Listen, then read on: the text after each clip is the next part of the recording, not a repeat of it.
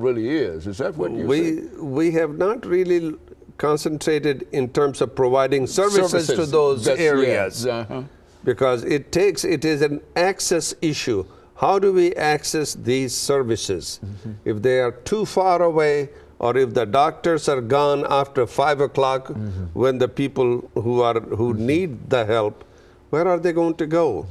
Who do they see? So consequently, what we find here is the men, and especially African American men, are the last one to seek help. Okay. And where do they seek help? When they do, it is in the emergency rooms when they are very sick, and therefore when we look at the cost of treating them, healthcare cost, the most expensive person to treat, according to the data that we have, is a black male. Is the black male. Yeah, that's right. It is the black male. And if we could deal with that, you think we could reduce the disparities that we we're can talking about? Yes, but it will take a lot of education programs.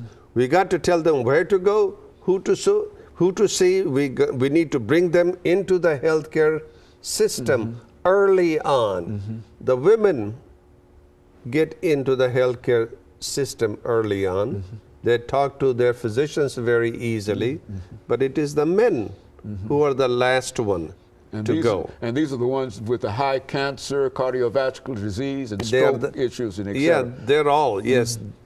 So we need to focus on those subgroups in order to get them in, if we are going to be really narrowing the disparities. Otherwise, we can keep on giving lip service to health disparity and do nothing about it. But you're saying that education and access is the most increasing important access dealing are with the disparity. two. Yes, yes. And good. There is no reason for us to find, as I have found, that the mortality rate is about 3 to 5 times for stroke only among younger African American between the ages of 35 through 55.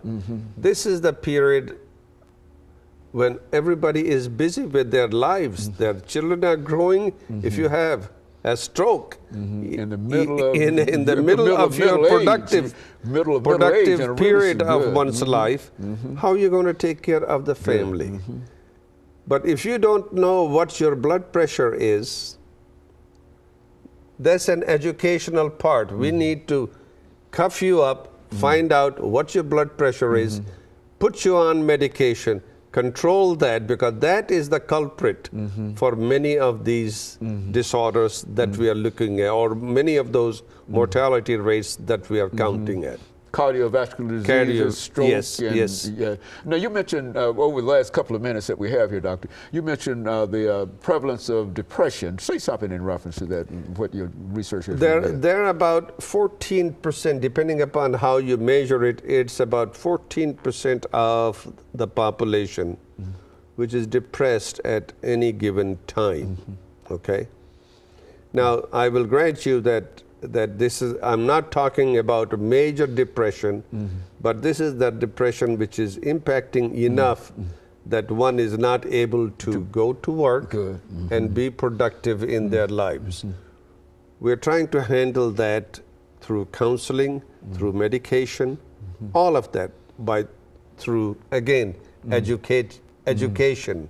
We're trying to see whether or not people realize their symptoms. Do they recognize the symptoms of depression? And if they do recognize, can they go to the right place to seek help? And that is very, very critical.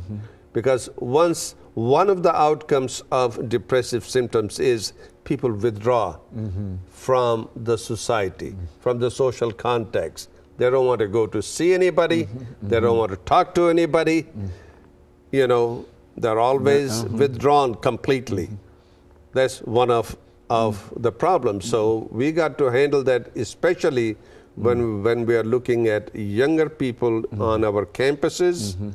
We need to do some counseling programs there for our students. And of course, Doctor, this is excellent information, but as you know, we've just about run out of time. But let me thank you for bringing that excellent information by, because I think that when we talk about these disparities, what you're telling us now is that we can map this out and we can determine why these disparities exist. And if we could deal with education and if we could deal with access, that we could go a long way in trying to reduce that. Is that what we're saying? That's true. Very Absolutely.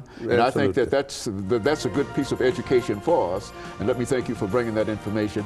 And let me encourage our audience to tune in again next week for another informative edition of Comments. Thank you and good morning.